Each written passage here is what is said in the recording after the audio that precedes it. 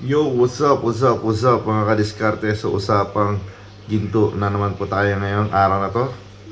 So ngayon, ang topic po natin ngayon about dito sa platinum.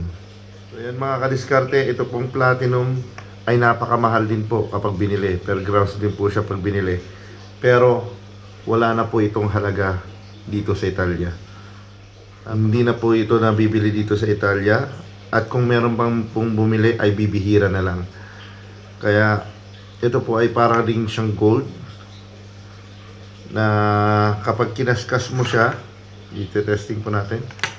So ngayon, pag kinaskas nyo po siya, puti po ang lalabas sa pinagkaskasan. Tapos kapag in-acid test mo siya, hindi rin siya mawawala.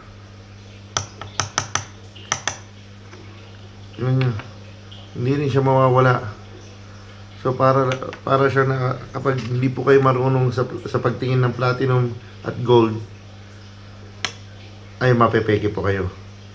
So yan mga kadiskarte, kapag meron po kayong platinum, iba po ang presyo niya sa real gold. Mas mababang presyo po siya kaysa sa real gold, pero mahal po siya. Mahal din siya. Pero marami na pong lugar na hindi na po ito nabibili. Kaya kapag meron po kayong platinum, isa lang po pupuntahan nyo. Kung nandito po kayo sa Milan, pumunta po kayo sa DMT Pawn Stores Milan. At nagko-collect po kami ng mga ganitong platinum.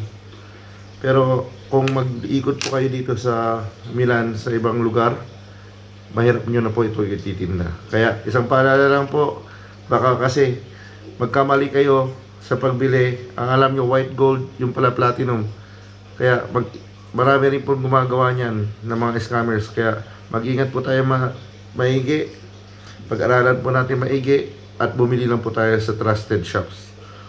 Pag wala pa kayong tiwala sa shop, huwag po tayong bibili kasi napakarami pong scam ng gold ngayon. Lalo na ang taas ng presyo ng gold ngayon. Ito pong platinum na to, kung sa totoo lang, kung hindi po ito na block dito sa Italia, yung pagbili nila, mahal din po sana ang pagbili nila dito. Kaya lang, wala na po talagang kumukuha ng platinum ngayon dito sa Italia. Kaya, kung meron po kayong platinum na gusto nyo nang itinda, pumunta lang po kayo sa DMT Pawn Stores Milan at nagko-collect po ako ng mga platinum na mga jewelries. Kahit na po hindi po ito alahas, basta platinum po, ipunta nyo lang po sa akin dito sa DMT Pawn Stores Milan. Kukunin ko po yan para sa inyo. So yan guys, isang paalala lang po. Mag-ingat po tayo sa pagbili ng mga alahas.